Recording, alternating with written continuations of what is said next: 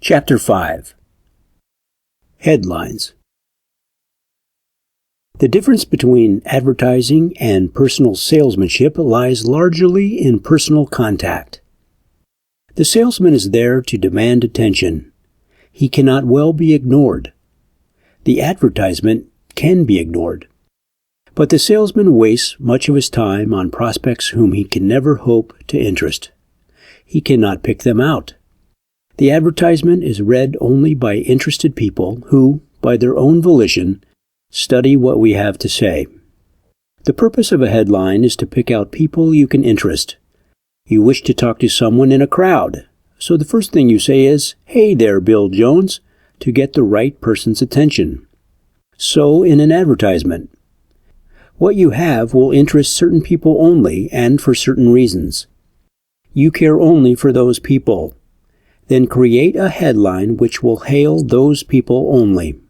Perhaps a blind headline or some clever conceit will attract many times as many, but they may consist mostly of impossible subjects for what you have to offer. And the people you are after may never realize that the ad refers to something they may want.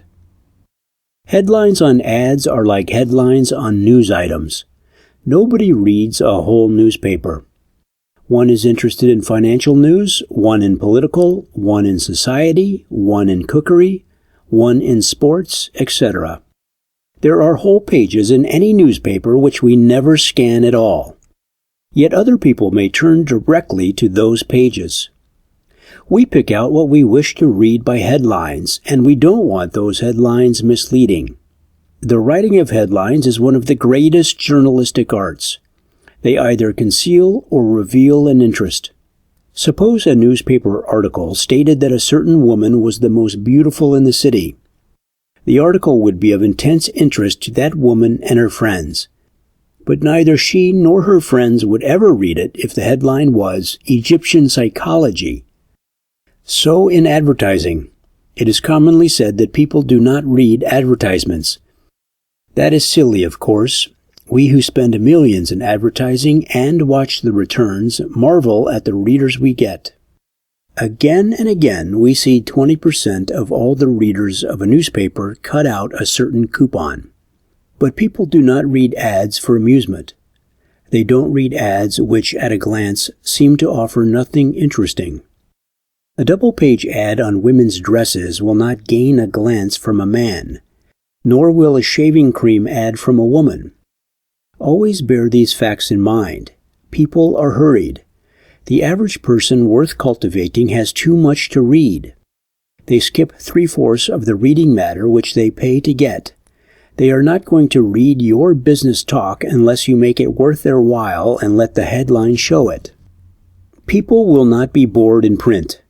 They may listen politely at a dinner table to boasts and personalities, life histories, etc. But in print they choose their own companions, their own subjects. They want to be amused or benefited. They want economy, beauty, labor-saving, good things to eat and wear. They may be products which interest them more than anything else in a magazine, but they will never know it unless the headline or the picture tells them. The writer of this chapter spends far more time on headlines than on writing. He often spends hours on a single headline. Often scores of headlines are discarded before the right one is selected.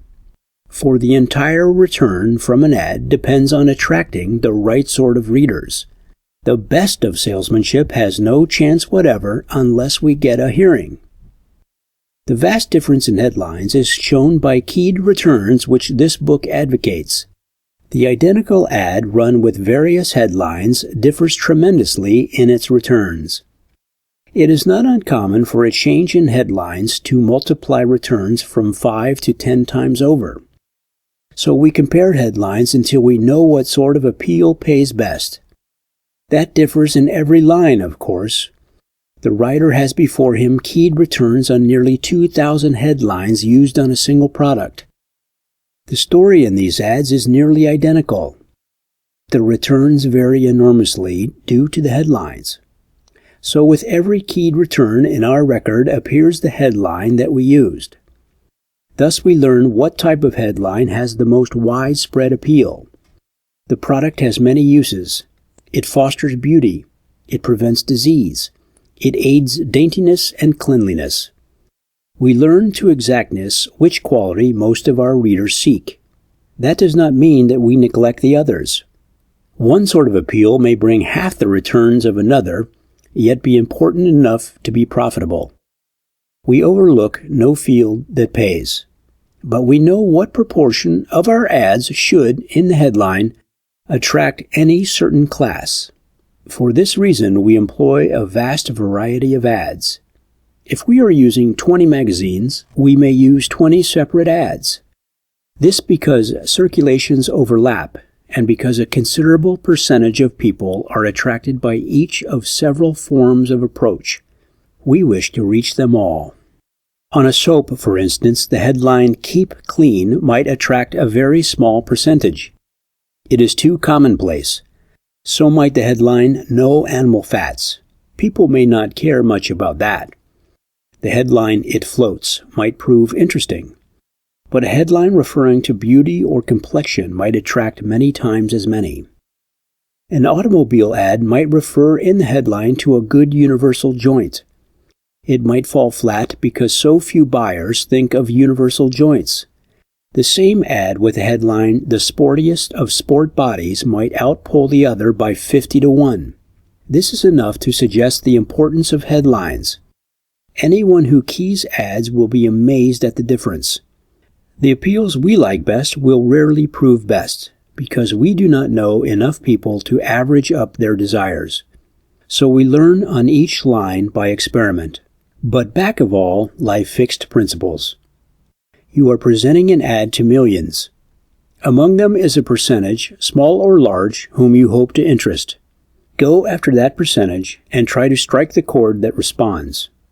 If you are advertising corsets, men and children don't interest you. If you are advertising cigars, you have no use for non-smokers. Razors won't attract women. Rouge will not interest men. Don't think that those millions will read your ads to find out if your product interests. They will decide by a glance, by your headline or your pictures. Address the people you seek, and them only.